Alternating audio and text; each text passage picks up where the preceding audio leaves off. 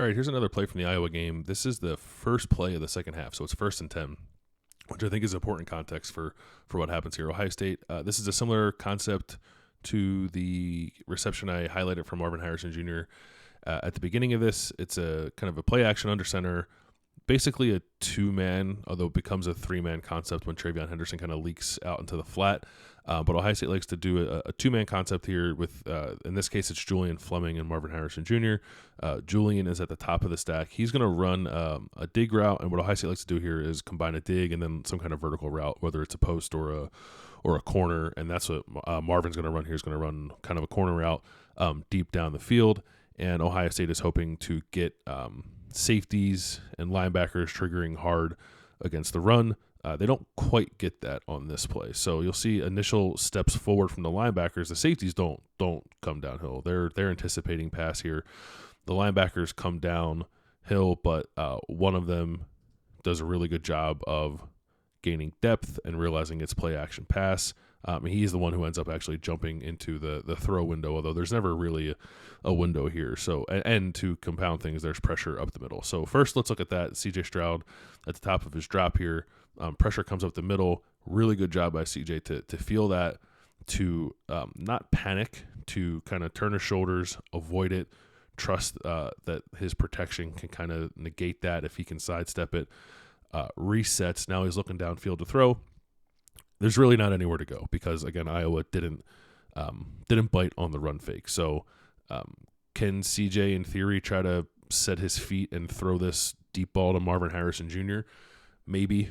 Hard throw. Also hard, I think, to contort his body to kind of hit Travion Henderson in the flat. So what he ends up doing is trying to throw this ball to Julian Fleming over the middle of the field. He ends up being in between basically three defenders. Everyone has eyes on CJ. They know where this ball is going. Again, that linebacker makes a tremendous play here, kind of reading the eyes and making a play on the ball with a one-handed interception. Like that's, we're going to talk about people who do things uncommon. That's a really good play from a linebacker. There's a reason that guy won the Butkus Award this year. He's excellent. So, but if you look at it from this view, this is, and you guys can tell me if I'm crazy in the comments or whatever watching this play.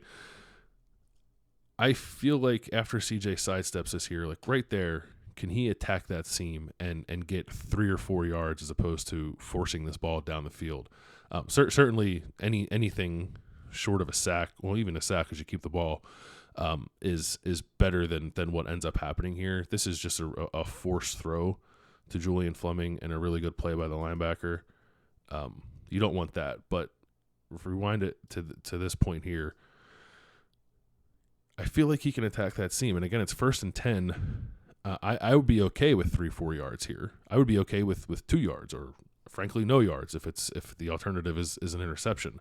And then you have a couple more downs to play with to try to extend this drive. This is not a particularly high leverage situation. It's the first play of the second half in a game that Ohio State ends up winning comfortably. But I just feel like in moments like this, like CJ sometimes gets his eyes locked so far down the field, and he knows what the concept is. He knows it's an aggressive call.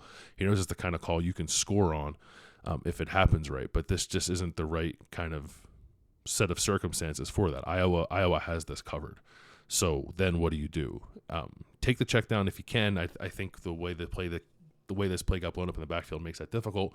So then can you stick your foot in the ground and get kind of north-south and just run for what you can on this play? Like that to me is a pretty good seam, and I'll run it a little like the defensive tackle, I suppose, is there and making it uncomfortable certainly alters CJ's throwing motion a little bit, but I think CJ can probably run away from that guy.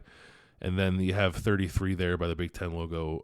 I think he would certainly negate that from being any kind of big gain, but again, 2-3 yards here is preferable than turning the ball over, certainly, and definitely okay when it's 1st and 10 and you're just trying to stay on schedule and keep the drive alive. So it's an aggressive call from Ryan Day, and I think at times an aggressive call from Ryan Day makes CJ think that he has to be aggressive automatically, and sometimes plays just kind of break down in a way that doesn't make that possible.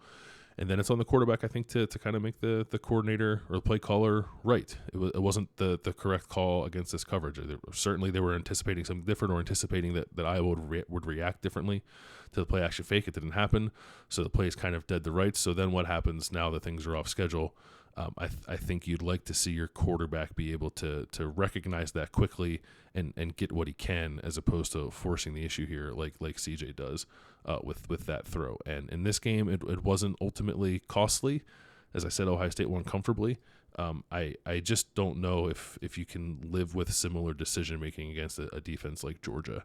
I think more likely you're going to need to kind of take what's available to you in a situation like this, or frankly scramble, cut your losses, and throw the ball out of bounds. But I think there's an opportunity to make a play here for CJ based on that little bit of space that was available. Again, not potential for a big play, but a play that keeps Ohio State on schedule, and I think that is of the utmost importance in a game like this.